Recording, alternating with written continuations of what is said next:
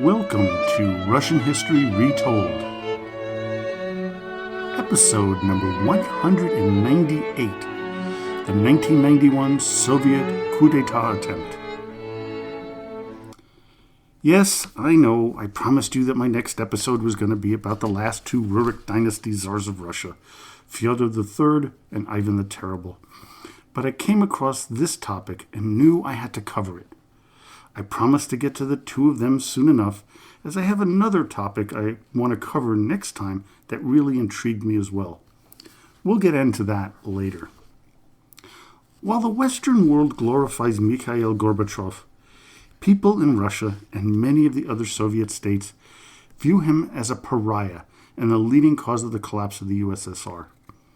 In hindsight, we see how some of his policies, like perestroika and glasnost, sped up the dissolution of his country. But we also have to be fair and admit that there were severe problems, especially financial, that also caused the downfall. Those are not the issues I'll be dealing with today. I'm going to concentrate more on the actual coup d'etat that occurred beginning on August 19, 1991, and ended 3 days later on the 22nd, but I will talk about some of the reasons why the men who would try this attempt of a coup did what they did. Known as the August coup d'etat or the August putsch, the attempt to overthrow Mikhail Gorbachev kept the world on edge as well as all of the Soviet Union. Since coming to power in 1985, Gorbachev installed two concepts in his attempt to reform the USSR. Perestroika, which is the restructuring of the Soviet political and economic system, and glasnost, meaning openness. Both of these ideas were deeply disturbing to the stuck-in-the-mud, stuck-in-the-past nomenclatura, or known as the bureaucracy. The 8 men involved in the coming coup attempt were born between 1924 and 1937, most of whom grew up during the Great Patriotic War and Stalin's reign. They began their careers during the leadership of Khrushchev, but really got into power during the era of stagnation under Brezhnev. This was a period in Soviet history where the economy stopped growing and the military budget was over 27% of the total government spending.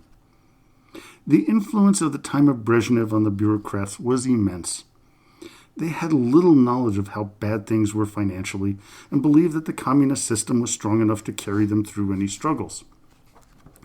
Gorbachev discovered that the country was basically broke in 1985 when he became General Secretary of the Communist Party. When mentoring with Yuri Andropov years before, Gorbachev asked his boss if he could see the financials of the country and was quickly and firmly told that this was none of his business.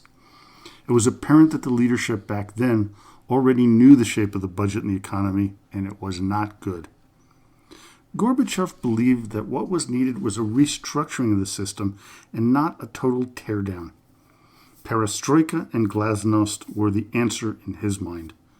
What was becoming apparent was the impending doom of the Soviet system as a whole in 1991. On top of it, the leadership of the Soviet Union saw that Gorbachev was moving from adherence to Marxism-Leninism to one of social democracy. The Gang of Eight, as they were to be known, had had enough and believed that in order to save the USSR, they needed to act and act quickly.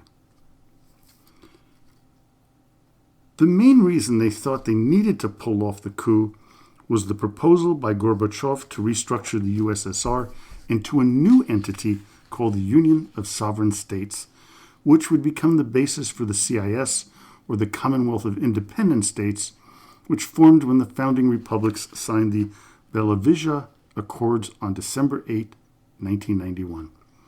The Gang of Eight, also known as the State Committee on the State of Emergency, the GKCHP, thought it inconceivable that Gorbachev would have the audacity to dissolve the country of Lenin and Stalin.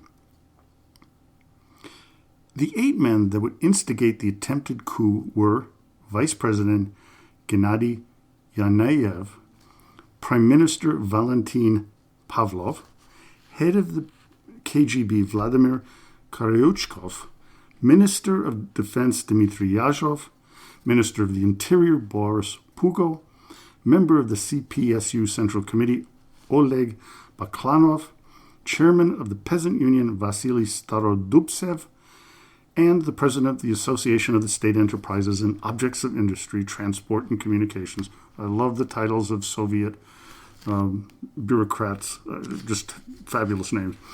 This guy was Alexander Tizyakov. Dmitry Yazhov is the only one of the group still alive as of the original upload of this episode on September 22nd, 2019. He is 94 years of age. The idea to take action began on December 11th, 1990, with KGB Chairman Vladimir Kryuchkov wanting to prepare a plan of measures that can be made in case a state of emergency was declared in the USSR. He initially brought in 2 KGB agents to produce the plan and began to bring in allies to help him put the idea in front of Gorbachev. He began with Yazhov, Pugo, Pavlov, Yaneyev, and Baklanov. 2 others he contacted included Gorbachev's secretary head Valery Boldin and Central Committee Secretary Oleg Shenin, neither of whom ended up in the final coup attempt. The idea at first wasn't to overthrow Gorbachev, but to have him declare a state of emergency and restore order. In 1990, the governments of Bulgaria, Czechoslovakia, East Germany, Hungary, Poland, and Romania, all part of the Warsaw Pact, had overthrown their communist leaders. The Soviet leadership was frightened that they were next. As 1990 turned into 1991, things began to devolve, much of it instigated by the Russian SFSR President Boris Yeltsin. Just as an aside, the decline of the control of the Soviet Union over the Warsaw Pact countries had its beginning with the Solidarity movement in Poland led by Lech Walesa in 1980. In my other history podcast, Battleground History, I'll be covering the life of Walesa in episode 57, which will be initially aired on September 28th, 2019, when he faces off against Serbian inventor Nikola Tesla. I just uploaded episode 56, which included another Soviet hero, Georgy Zhukov, who faces off against the opponent of Peter the Great, Swedish King Charles XII. So it's up there right now. Go to Battleground History. Lots of Russians are there, like Peter the Great, Alexander Suvorov, Catherine the Great, Ivan the Terrible, even Yemelyan Pugachev is covered. Well, let's get back to where we're at. The first sign that something was up was an article published in Sovietskaya Rozaya on July 23, 1991, entitled A Word to the People. The word was that action was necessary to prevent the coming calamity. Many in the government believed that the Soviet Union was in a death spiral. The problem was twofold. Why was it collapsing, and what needed to be done to prevent or reform the system to protect it? I will devote the next episode, number 199, on the many theories as to why the Soviet Union collapsed. One book my brother found in a used bookstore recently, The Coming Soviet Crash by Judy Shelton, was published in 1989, 2 years before the collapse, and it has some incredible insights into the event. Many of the things I've shared in the past. I'm looking forward to sharing my thoughts as well as other experts' opinions. Now back to the topic at hand. The Gang of Eight needed an opening to get Gorbachev out of office. They needed a time when he wasn't surrounded by his supporters. They needed him to be away from Moscow. Their time came when on August 6th, Gorbachev went on holiday to his dacha in Foros, Crimea. He planned to remain there until August 20th, when he would sign the new Union Treaty, establishing the Union of Sovereign States, replacing the USSR. Replacing a sitting head of the Soviet Union while they were off on vacation was not unprecedented, as if you remember, Nikita Khrushchev had been ousted while he was on vacation in October of 1964 and vacation at Pitsunda with his friend Anastas Mikoyan. The coup that was led by Leonid Brezhnev, first deputy premier Alexander Shelepin, and KGB chairman Vladimir Semachastny. The Gang of Eight was hoping to pull off the same deal with Gorbachev. In the years from 1990 to 91, though, Gorbachev was beginning to back off from his reforms, which began to alienate the more radical reformers like Yeltsin, and had developed a great deal of animosity from the conservatives. The hardliners in the military and, of course, the KGB were all looking at the dire situation in Eastern Europe, as well as the Baltic states of Lithuania, Estonia, and Latvia. What the right wing of the Communist Party was looking at, as Archie Brown said in his book, The Rise and Fall of Communism, quote, their rhetoric spoke of saving the Soviet statehood, not the legacy of Marx and Lenin.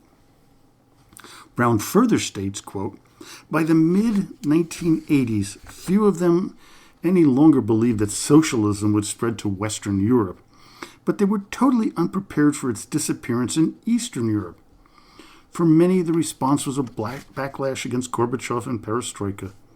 For few, it led to deathbed conversation to the apparently still more radical alternative offered in Russia by Yeltsin. And for a majority, it led to a loss of whatever faith, which they had, in most cases, been an unreflective habit in mind rather than thought through conviction. In Marxism, Leninism, they had hitherto retained. Other issues before the coup created the atmosphere that would not only lead to the attempted takeover, but the eventual collapse of the Soviet Union itself. Edward Shevardnadze was replaced by Alexander Besmirtnik, a career diplomat. The liberal Vadim Bakatin was replaced by Boris Pugo, one of the conspirators. Gennady Yanev, another soon-to-be member of the gang, was made vice president, a brand new post.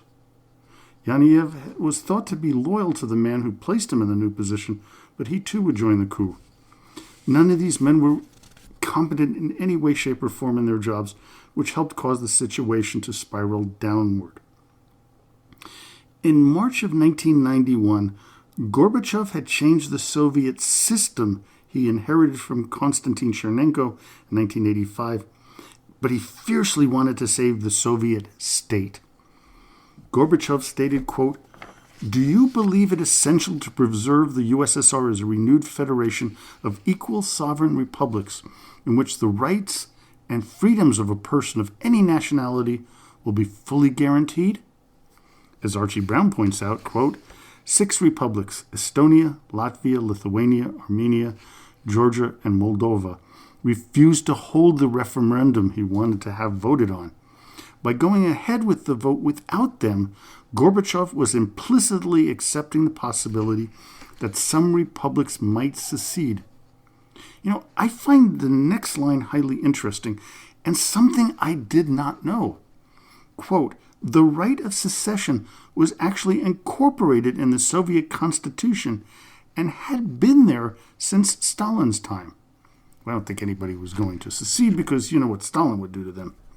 Well, anyways, on August 17th, the planned coup went from idle talk to action. Meeting at a KGB secret house, the gang decided that it was time to pounce. They flew to Gorbachev's residence and surrounded the leader and his family, which included his wife Reza, daughter Irina, her husband, and 2 granddaughters. The staff were told to stay put and denied the ability to leave as well. The coup members were trying to stop the new Union Treaty, and they knew that Gorbachev was working with Chernayev on a speech to deliver at the signing. Gorbachev wrote, quote, the introduction of a state of emergency in which even some supporters of perestroika, not to mention those who reach the ideology of dictatorship, see a way out of the crisis, would be a fatal move and the way to a civil war. Frankly speaking, behind the appeals for a state of emergency, it is not difficult sometimes to detect a search for return to the political system that existed in the pre-perestroika period. Gorbachev knew that since the cat was out of the bag, there was no way to put it back in. The conspirators were wanting to go back to the so-called good old days. The men who surrounded his dacha included Shenin, Baklanov, Boldin, and Army General Valentin Verenikov. It was the general who most viciously condemned Gorbachev and demanded his resignation as president. Gorbachev was quoted as saying, and I love this, quote, at the end of the conversation, using the strongest of language that Russians always use in such circumstances, I told him where to go. I love that.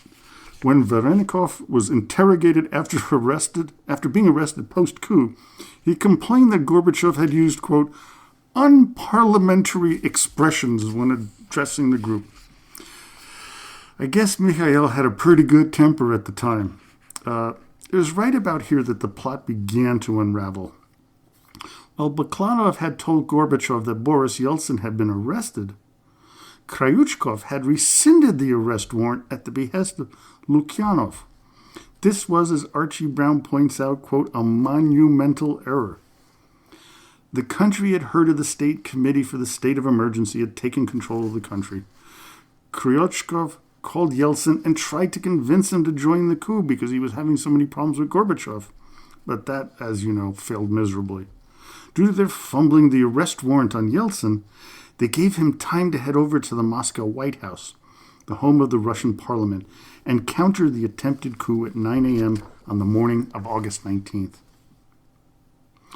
Armored units of the Tamanskaya Division and another tank division entered Moscow along with several paratroop groups.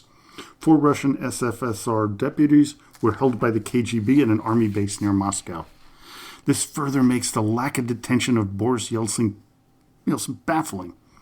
And this is one of the telltale signs that the Gang of Eight really had no idea what they were doing. Since everyone knew what was happening, sides began to be taken. There was no unity amongst the military. Even the influential KGB members were not entirely on one side or the other. The coming days would change the world, especially the Soviet world. Part of the reason that things went south for the coup leaders is when the communication lines were not cut off at the White House. Yeltsin was communicating with world leaders like American President George H.W. Bush, and his first phone call actually came from the new British Prime Minister, John Major. It was thought in the West that the coup leaders, since they were backed by the military and the KGB, were going to win. Even the majority of Soviet ambassadors around the world had the same sentiment.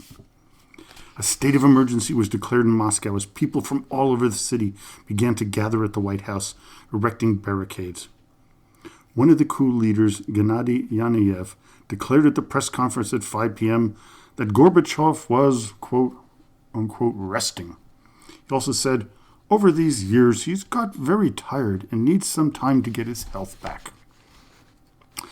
A significant development, maybe one of the most important, was when Major Evdokimov, chief of staff of a tank battalion of the Tamanskaya Division, declared for the Russian SFSR.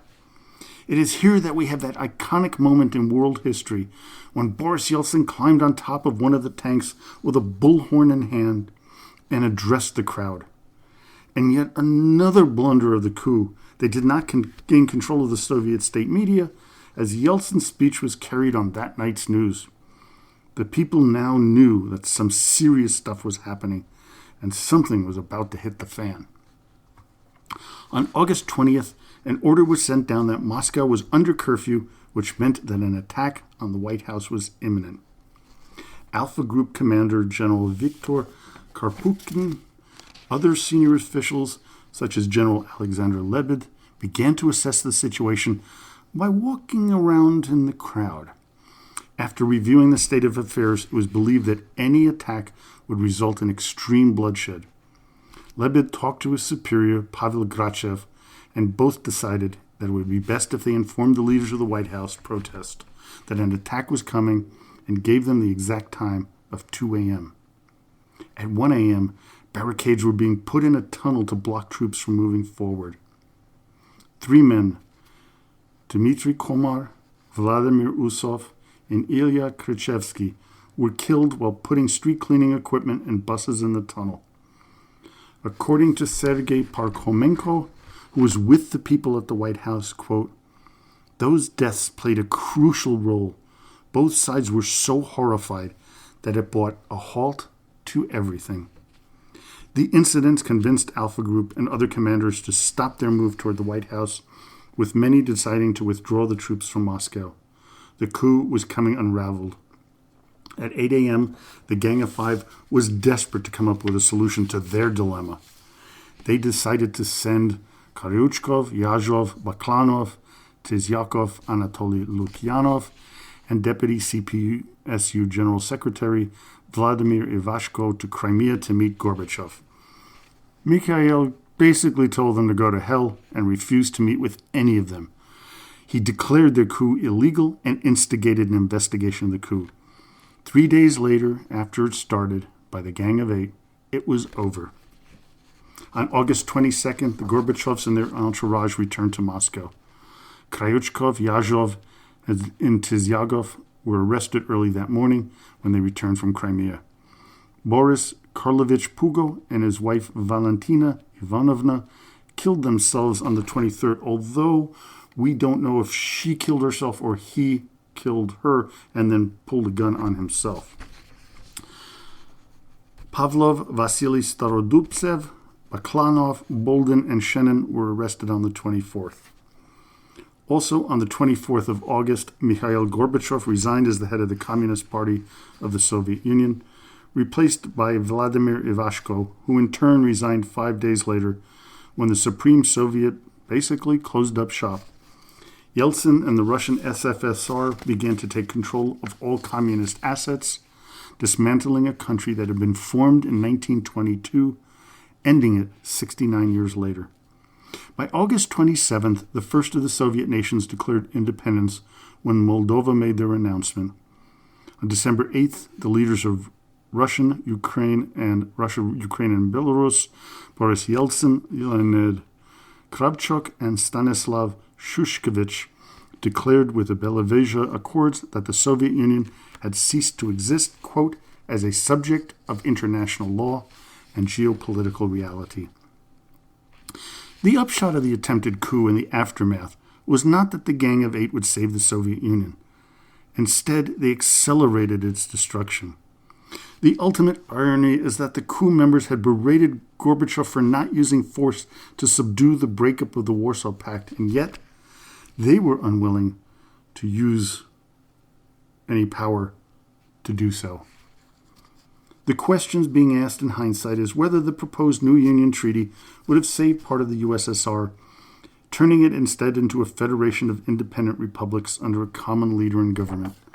The treaty was signed on August 20th by Russia, Kazakhstan, and Uzbekistan, but it never went into action. I really don't think that the Soviet Union would have been saved without the attempted coup. What I do believe is that it hurried things up and may have made things go smoother as well as quicker. Because as you remember before, we said it could have been a civil war. Well, I hope you enjoyed today's episode. Join me next time as we cover the reasons why the Soviet Union collapsed. So now, as always, до свидания и спасибо большое.